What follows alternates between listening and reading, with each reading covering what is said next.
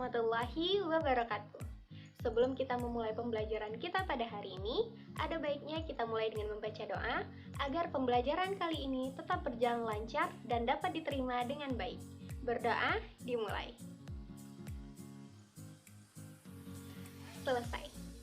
Oke, silakan tuliskan nama dan kelas kalian di kolom komentar sebagai bukti bahwa kalian telah menyimak video ini dari awal hingga akhir.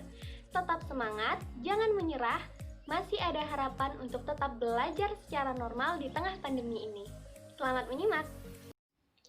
Apa kabarnya anak-anak sekalian? Semoga dalam keadaan sehat dan siap untuk menyimak pembelajaran kita kali ini.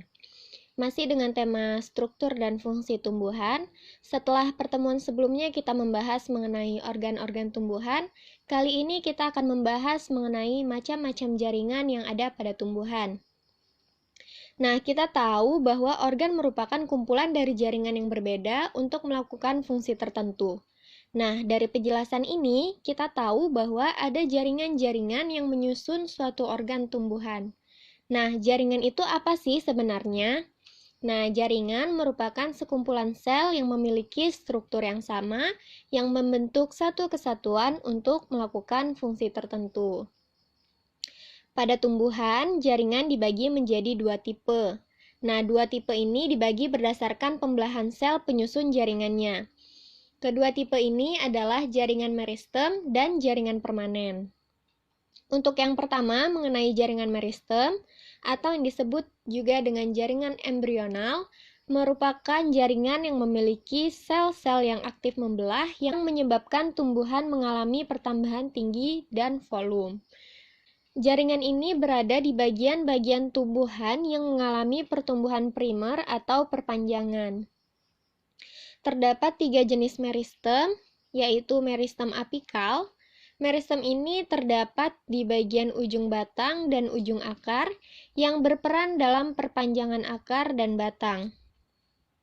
Selanjutnya, meristem lateral. Meristem ini terdapat pada batang yang mengalami pelebaran atau pembesaran diameter batang yang disebut dengan kambium. Yang terakhir yaitu meristem interkalar. Meristem ini terdapat pada internode. Masih ingat apa itu internode? Internode merupakan ruas-ruas batang tempat tumbuhnya cabang. Selanjutnya masuk ke tipe jaringan kedua yaitu jaringan dewasa atau yang disebut juga dengan jaringan permanen. Jaringan permanen ini bersifat non-meristematik yang sel-selnya tidak aktif membelah. Jadi kebalikan dari jaringan meristem. Jaringan ini berasal dari pembelahan sel-sel meristem primer dan sel-sel meristem sekunder yang telah mengalami diferensiasi sehingga memiliki fungsi tertentu. Jaringan ini dibagi menjadi 4 bagian yaitu jaringan pelindung, jaringan dasar, jaringan penyokong, dan jaringan pengangkut.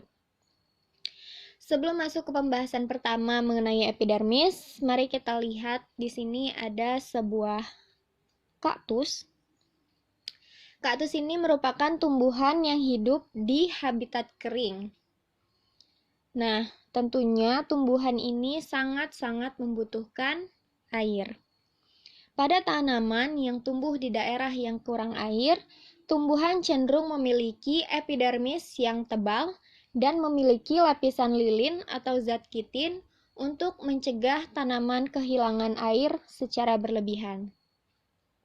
Sedangkan pada tumbuhan terestrial, tumbuhan ini memiliki lapisan lilin yang melindunginya dari infeksi parasit, dari luka, dan bahkan untuk menghambat penguapan air secara berlebihan pada musim kemarau. Pada akar juga kita bisa temukan seperti rambut-rambut halus yang merupakan modifikasi dari epidermis yang berfungsi untuk membantu meningkatkan penyerapan air. Epidermis merupakan jaringan pelindung yang tentunya tidak memiliki ruang antar sel dengan struktur dinding sel yang tebal. Tetapi tidak semua bagian tumbuhan memiliki epidermis yang tidak memiliki ruang antar selnya. Nah, bagian ini memiliki celah atau yang disebut dengan pori yang kita kenal dengan nama stomata. Selanjutnya yaitu jaringan dasar. Nah, jaringan ini tuh terdapat hampir di seluruh bagian tumbuhan. Jaringan dasar ini seringkali disebut dengan jaringan pengisi. Jaringan ini berperan penting dalam semua proses fisiologi atau metabolisme pada tumbuhan. Contoh dari jaringan ini itu adalah jaringan parenkim. Nah, jaringan parenkim bisa berdiferensiasi menjadi banyak jenis parenkim lainnya. Misalnya menjadi parenkim cadangan makanan yang berfungsi untuk menyimpan cadangan makanan hasil fotosintesis. Contohnya pada buah dan umbi.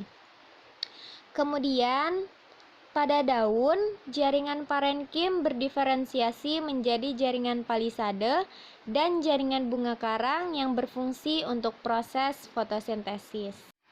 Bisa kita lihat contohnya di sini pada daun pinus, kemudian pada daun ficus, kemudian pada tangkai daun cana yang memiliki parenkim udara yang disebut dengan aerenkim. Selanjutnya yaitu jaringan penyokong atau penguat. Jaringan ini merupakan jaringan yang berfungsi untuk menunjang bentuk tubuh tumbuhan. Berdasarkan bentuk dan sifatnya, jaringan penyokong dapat dibedakan menjadi dua macam, seperti yang terlihat di sini. Yang di sebelah kiri merupakan jaringan kolenkim, yang di sebelah kanan merupakan jaringan sklerenkim. Mari kita amati yang pertama, jaringan kolenkim. Jaringan kolenkim merupakan jaringan yang berfungsi untuk menyokong bagian tumbuhan yang masih muda. Nah, sel-sel jaringan kolenkim ini memiliki dinding sel yang mengalami penebalan namun tidak merata. Sedangkan pada jaringan sklerenkim, jaringan ini berfungsi untuk menyokong tubuh tumbuhan yang sudah tua. Berdasarkan bentuk selnya, jaringan sklerenkim dibedakan menjadi jaringan serat atau fiber dan jaringan sklereid. Di sini kita lihat jaringan serat atau fiber terdiri atas sel-sel yang memanjang, meruncing pada kedua ujungnya, dan tersusun membentuk benang. Sedangkan jaringan sklereid terdiri atas sel-sel yang pendek dan memiliki bentuk yang tidak teratur.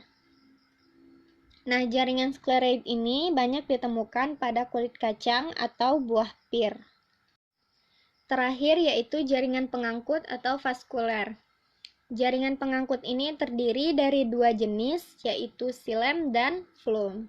Xilem berfungsi untuk mengangkut air dan zat-zat yang terlarut di dalamnya dari akar menuju daun, sedangkan phloem berfungsi untuk mengangkut makanan hasil fotosintesis dari daun ke seluruh tubuh tumbuhan. Jaringan xilem sendiri tersusun dari sel-sel mati yang dindingnya sangat tebal dan tersusun dari zat lignin. Sedangkan jaringan phloem terdiri dari sel-sel hidup yang berfungsi untuk mengangkut zat hasil fotosintesis ke seluruh bagian tumbuhan. Kita amati arah pergerakan dari aliran xilem dan phloem berikut ini ya. Terlihat bahwa sifat aliran dari xilem itu hanya satu arah, menuju ke atas,